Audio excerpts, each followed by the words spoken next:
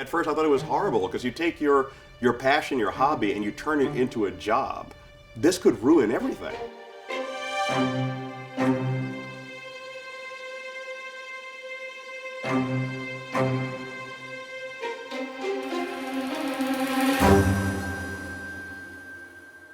When I went to work for a little brew pub called Manhattan Brewing Company, one of the first breweries east of the Mississippi after Prohibition in the modern era, so they opened up November 9th, 1984. I was there that night, so I remember it well. A guy who had been one of the senior brewers for Samuel Smith's, a very venerated British brewery, was brewmaster there, and I knew him from home brewing circles. And that's how I ended up getting into brewing, because I think I was there to borrow some yeast or something like that. And I said, how's it going? He said, well, it's a little bit tougher now that my assistant is leaving. And I just kind of turned to him and I was like, I want that job. Now, of course, I had no idea what I was actually saying. I had a very cushy job at the time. I'd gone from working temp computer guy, and I was producing films and shows at night and brewing on the side. Where all this time came from, I don't know. I can't seem to find it anymore. We used to do things like write letters all day. I had a window office on the 52nd floor, then the Pan Am building, now the MetLife building.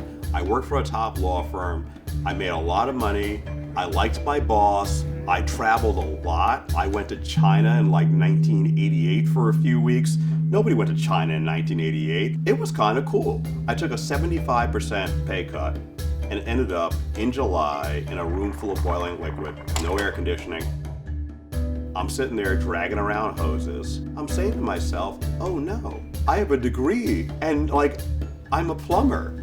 It was everything that I wanted, but what I didn't realize is what it actually was. 50% of brewing is cleaning. It is not glamorous work. First thing in the morning, get a couple of garbage bags, climb up the kettle, and get in whole hops, dig them off the bottom of the kettle with your hands. About 2 weeks in, I was asked to take a bucket of very, very hot wort, something had gotten stuck, and throw it into an open fermenter. I was up like this, and the thing kicked back, and the liquid landed on my arm, and my skin just melted. I didn't know that your skin could melt, but apparently it can. And it just went whoosh, and it hung underneath my arm, in shreds. I'm like, well, that can't be true. That's an illusion. That can't happen. And I remember calling downstairs to the chef. I'm like, chef, I need you to come upstairs. I've been injured. And he said, oh, I'll send somebody up. I'm like, no, I want you to come up. I've already done all the screaming. What we need to do is leave here and go to the hospital. The next day, I was back at work. And my arm was wrapped up. I'm here, we're gonna do this thing. When you go from being an amateur to a professional, what you have to do is find in the professional side of it the thing that made you want to do it in the first place. It's like whatever made you want to be a brewer. You have good days and you're gonna have bad days. I've been brewing for 27 years. I can start to see where the goal is.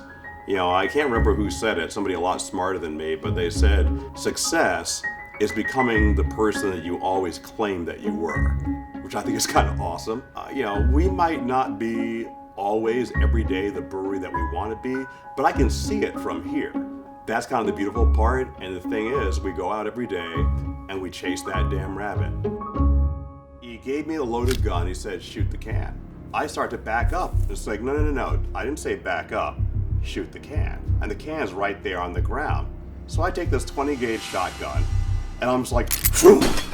And he's like, all right, now find me some tomatoes. There was an inside out can, and there was a red mist hanging in the air, and I couldn't find any tomatoes.